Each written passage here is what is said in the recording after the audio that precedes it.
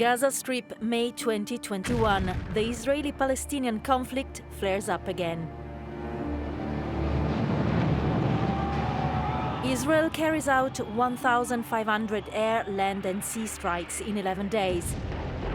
Palestinians fire about 4,000 rockets. If you look carefully, then you can find European fingerprints on almost any conflict around the globe. Yemen has entered into its 7th year of war, causing catastrophic levels of hunger. The US, the UK, Spain and Canada openly supply weapons to the Saudi-led coalition. As Europeans, we are shocked by some countries not being able to find peace. But who supplies these countries with the means to make war? Us. The Israeli-Palestinian conflict and the war in Yemen are only two examples among dozens of active conflicts currently raging worldwide. Is Europe playing a role in fueling these conflicts? If so, what role? That's what we'll find out. Italy is the 4th biggest weapons exporter in the European Union. Its defense industry refused to talk to us, but anti-military activists are very vocal. We're going to Leonardo's Aircraft and Aerospace Division factory, an airport that produces and tests military planes. It used to belong to the Aermacchi company. This area in northern Italy is where most of its military aircrafts are made. Here in Venegono, you might have to stop at what looks like a railway crossing, but there are no trains, only aircrafts. Filming them is strictly forbidden. We saw an M346 take off, a small plane used for pilot training. Unfortunately, we find the M346 in one of the oldest, but also in one of the most continual conflicts, the Israeli-Palestinian war. Since the beginning, we objected not only to the fact that they were used to train pilots, who would then perhaps intervene on the West Bank and on the Gaza Strip, but also because these planes can be armed.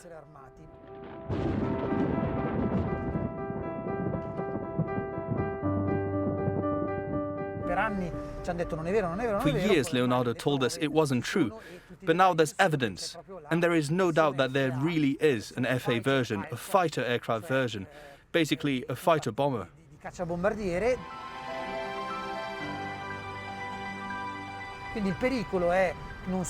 So the danger isn't only that Italy is providing the Israeli Air Force with planes and kit used to train pilots that carry out attacks on Palestinians, but they could even supply the actual planes used for the attacks. Leonardo is the largest Italian arms producer and is ranked 12th worldwide. The Italian government is its largest shareholder and owns 30% of the company. Leonardo declined our invitation to give their side of the story. The Federation of Italian Defense Firms did not reply to our interview requests. Italy has exported in recent years more than 50% of its weapon systems to the Middle East and North Africa, to the most tense countries in the world. Italy exports armoured vehicles, aircrafts, ships, helicopters. In the past few years, we have exported more than €3 billion per year in arms actually sold. Sale authorization licenses are always worth over €5 billion per year. This is where some Italian exports have ended up. This documentary shows the aftermath of a bombing in northern Yemen that was carried out in October 2016 by the Saudi-led coalition. This is my son, Hasni.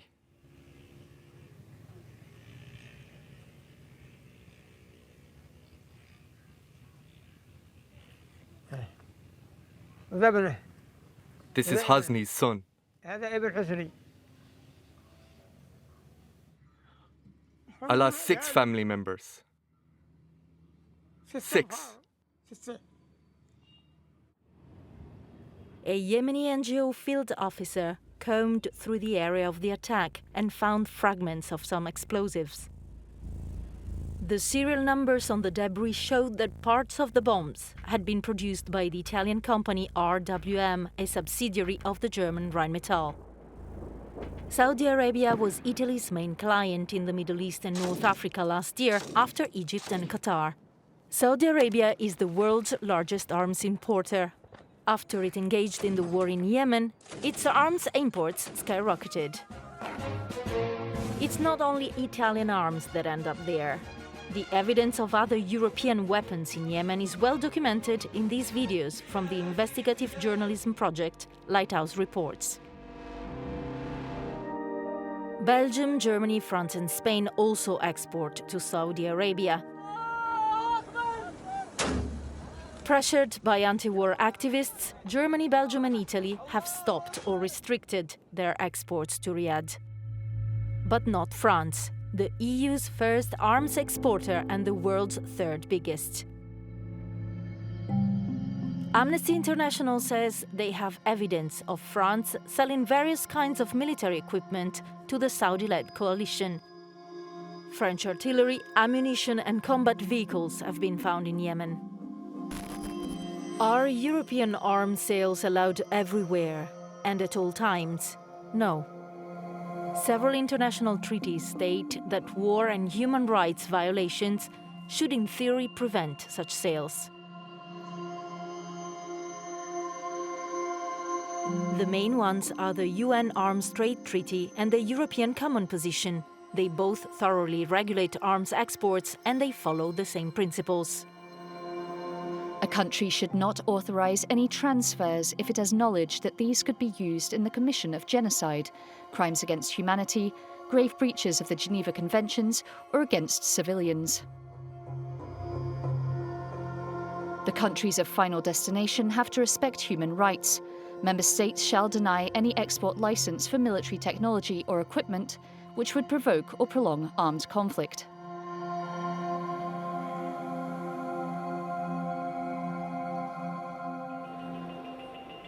Despite these regulations, the European map of exports speaks for itself. France, Germany, Spain and Italy are the main exporters in the EU.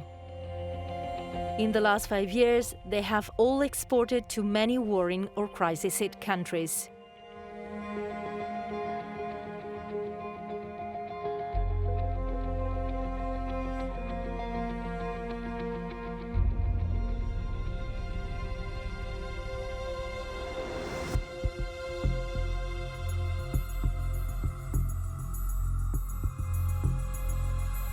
How is this happening? Experts agree that the weak link in all international treaties and national laws is enforcement. Green Member of Parliament Hannah Neumann explains it well. We have one common position on arms export of the EU, but we have 27 national interpretations, 27 export systems, and an increasing divergence in actual exports of member states. The common position is legally binding, but at the moment the European Union doesn't have any way to enforce it. It is the member states that decide which kind of licenses they give for arms export, but the systems in the member states are very different. And this creates a lot of problems lately because there are many, many loopholes for companies, and that is exactly what politically we need to stop.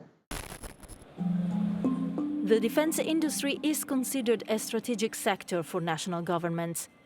Despite the pandemic, international arms transfers have remained close to their highest levels since the end of the Cold War.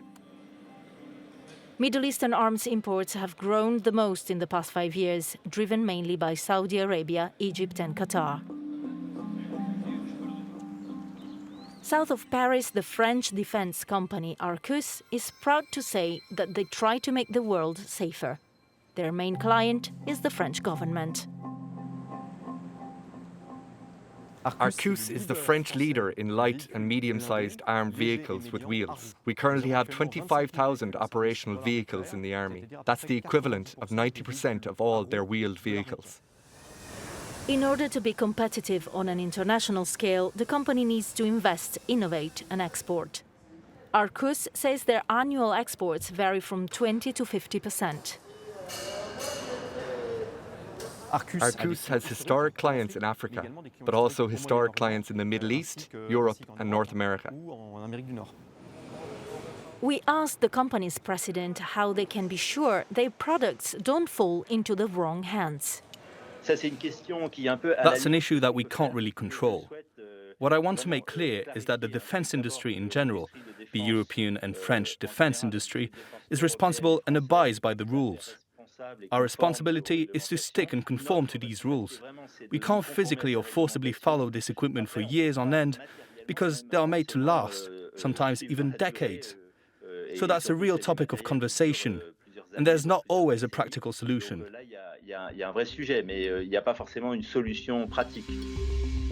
The majority of European arms firms say they comply with international treaties to the extent required by national laws. So who is ultimately responsible for exporting weapons to war-torn countries? Governments grant export licenses to weapon manufacturers and tend to profit from sales, as they often have stakes in the armament industry. Is that vested interest compatible with international treaties regulating sales? A large part of the military industry is state-owned. There is always an attempt to favour exports with intergovernmental agreements. They also allow the possibility for these large companies to sell even when the criteria already mentioned in the laws should prevent it. There are always ways to say no, but in this case the violation of human rights is not officially recognised or the conflict is not declared. This is the problem.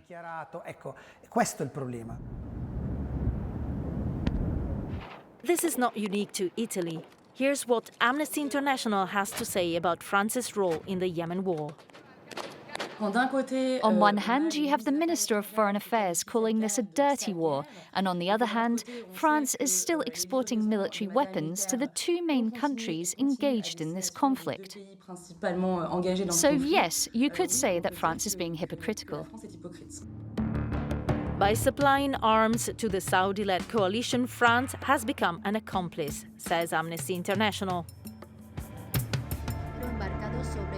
In Spain, the government has faced the parliament repeatedly over its arms exports to Saudi Arabia. Madrid issued 26 export licenses to Riyadh last year, a business worth €215 million. Both the UN and the European Parliament have formally asked sales to Saudi Arabia to stop due to its central role in the Yemen war. This is what Madrid had to say. There is no embargo, there is no export ban, nor is there a ban on a European Union level. This must be made very clear because otherwise we would be in breach of the international treaties, agreements and resolutions we are bound to. According to international law, European countries are not only banned from selling weapons to warring countries, but treaties also stipulate that weapons manufactured by third-party countries heading to crisis zones cannot transit through the continent. Another reason why arms sales to conflict zones continue almost unabated is that boats carrying weapons, European or not, are not properly checked in Europe's ports. The boats of the Saudi cargo company Bahari have been in the eye of the storm since 2015, when the war in Yemen started. Port workers were among the first to notice that its vessels were not carrying common goods. In Genoa, Jose was among the most active dock workers collecting evidence about their cargo loads, and he reported it. This cost him his job last year. He now works as a union manager. We see all sorts of things. Containers full of explosives, tanks, attack helicopters, ammunition crates, power generators, drone parts. There are all kinds of weapons passing through ports. These are some of the photos published on the Dockers Union Facebook page and on Italian media. They are mostly of Bari vessels.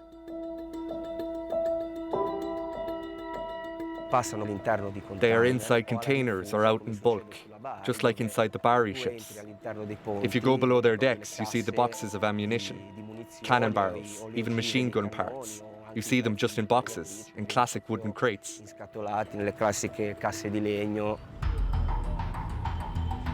Dockers allege that authorities are deliberately keeping silent about the vessel's movements and that there is a systematic lack of checks. We ask the harbour police and the port authority to do the necessary checks.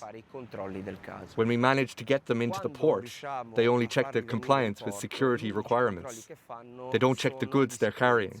They check that the label that identifies the level of danger of the content corresponds to the goods inside the container. They check whether the load is secure or not. These are the only checks they do. I asked the authorities. La chiamo per la questione delle navi Bari. The port police didn't want to be recorded, but they confirmed what Jose said. The Ministry of Foreign Affairs told us that local government is in charge. The latter didn't want to discuss this topic with the media, hinting at a secrecy around these boats. The more the dockers showed evidence of arms cargoes, the louder the protests across Europe grew. Pressure from civil society and a series of legal actions managed to stop some export licenses from being granted. In some cases, the itinerary of what activists call death boats was altered. In Spain, protests forced Bari boats to avoid the port of Bilbao, but activists say the Saudi ships still load weapons in the country's southern ports. In France, human rights groups have prevented Bari boats from loading weapons several times.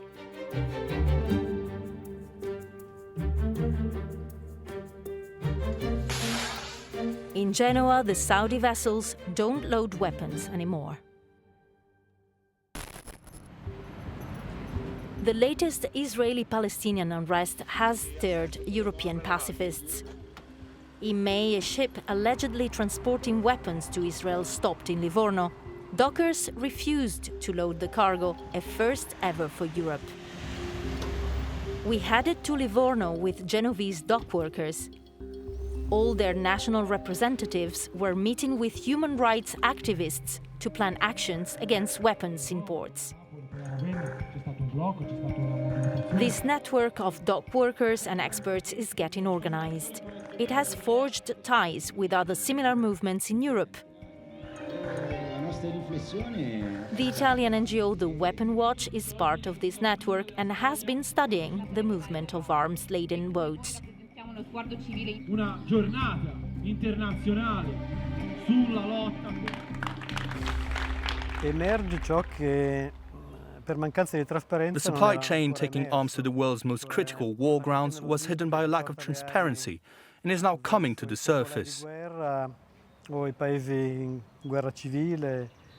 This business is revealing itself for what it is, a business of war.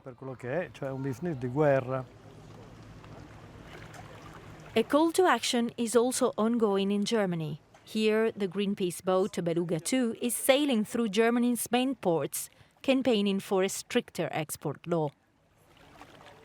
This law would strictly ban all export outside the European Union and European equal states. In 2019, Germany exported to 136 countries war material.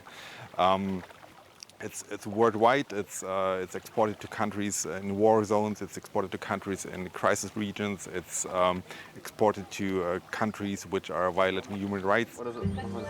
At every layover, Greenpeace Germany collects signatures for a stricter export law.